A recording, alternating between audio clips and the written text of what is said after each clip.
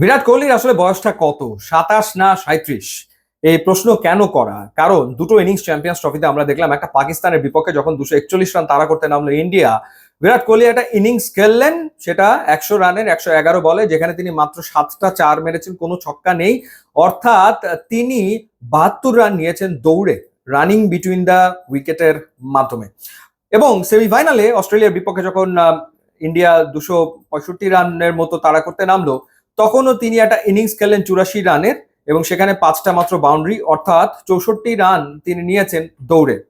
তো এই যে সতেজতা রানিং বিটুইন দ্য উইকেট এবং তার যে ক্ষিপ্রতা ফিল্ডিং এর সময়, সে কারণেই আসলে প্রশ্নটা জাগে যে বিরাট কোহলির আসলে বয়স কত। দেখে তো তাকে টকবগে তরুণ মনে হয়, যদিও বয়সটা 37 কিন্তু হয়ে গেছে। ফিটনেস নিয়ে কিং কোহলি কাজ করেন এবং তিনি তার রেজাল্ট পান, এবং রান তারায় তিনি যে আসলে চেজ মাস্টার সেটা তিনি আরো একবার প্রমাণ করেছেন। এ নিয়ে রান তারায় 68তম 50+ ইনিংস খেলেছেন বিরাট কোহলি। ইংল্যান্ডের বিপক্ষে 3 ম্যাচের ওয়ানডে সিরিজের শেষটায় 50 করে ফর্মে ফেরার ইঙ্গিত দিয়েছিলেন, এবং চ্যাম্পিয়ন্স ট্রফিতে তিনি পুরোপুরি ফর্মে আসলে রয়েছেন। আর অস্ট্রেলিয়ার কথা যদি বলি, অস্ট্রেলিয়া আমার মনে হয় যে 15-20 রান নিশ্চিতভাবে কম করেছে, এবং অ্যালেক্স ক্যারি যদি রান আউট না হতেন 61 রানের মাথায়, তাহলে তাদের 15-20 রান বেশি হতো। শেষ 10 ওভারে তারা আসলে রান তুলতেই পারেনি, ওই সময় 50 রানের মতো তুলেছে, ওখানে তাদের আরো 20 রান হওয়ার কথা ছিল। স্টিভেন স্মিথ 73 রানের একটা ইনিংস খেলেছেন, এবং যথারীতি ইন্ডিয়ান স্পিনাররা তারা ভালো বল করেছেন। বরুণ চক্রবর্তী 10 ওভারে 49 রান দিয়ে 2 উইকেট। এরপর রবীন্দ্র জাদেজা 8 ওভারে 40 রানে 2 উইকেট নিয়েছেন। এখন 4 স্পিনার খেলিয়েছে ইন্ডিয়া, এবং সেটাকে ম্যাচ আপ করার জন্য অস্ট্রেলিয়া যে স্পিনারদের উপরে ডিপেন্ড করেছে, তারা আসলে পারফর্ম করতে পারেনি সেভাবে। কুপার কনলি 8 ওভারে 37 রানে একটা উইকেট নিয়েছেন ঠিকই, কিন্তু আরেকজন তানভীর সাঙ্গা 6 ওভারে 41 রান দিয়ে কোনো উইকেট নিতে পারেননি। আর পারবেন কেমন করে?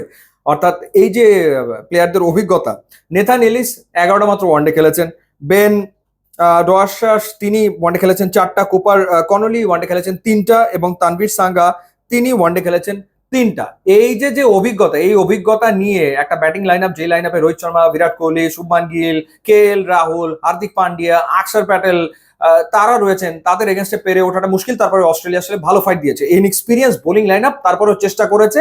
ইনফ্যাক্ট বিরাট কোহলি যদি 51 রানে আউট হয়ে যেতেন, যে ম্যাক্সওয়েল ক্যাচ ফেলেছেন, ওটা যদি হতো, তাহলে হয়তো ম্যাচ আর একটু ক্লোজ হয়ে গেলেও যেতে পারতো। তারপরও এই বোলিং লাইন আপ আসলে ইনএক্সপিরিয়েন্সড, অনভিজ্ঞ, এবং ডেফিনেটলি ফুটে উঠেছে যে Mitchell Starc, Hazlewood, Cummins, Mitchell Marsh এরা যে নেই, সেটা আসলে স্পষ্ট হয়ে গেছে এই ম্যাচটাতে, কোনো সন্দেহ এই ব্যাপারে আসলে নেই।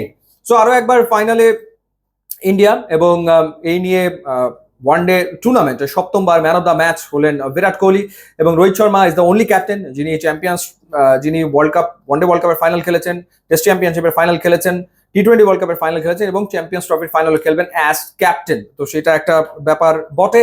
তো দেখা যাক ফাইনালে আসলে ইন্ডিয়া প্রতিপক্ষ হিসেবে কাকে পায়, নিউজিল্যান্ড নাকি সাউথ আফ্রিকা। এবার জানিয়ে রাখি যে আপনার ঘরকে তীব্র গরম ও কঠিন আবহাওয়া থেকে সুরক্ষা দিতে নিয়ে আসুন Nippon paint, trusted Japanese brand. YouTube, Instagram link দেওয়া আছে, যোগ দিলে খুবই খুশি হবো। And thanks for watching.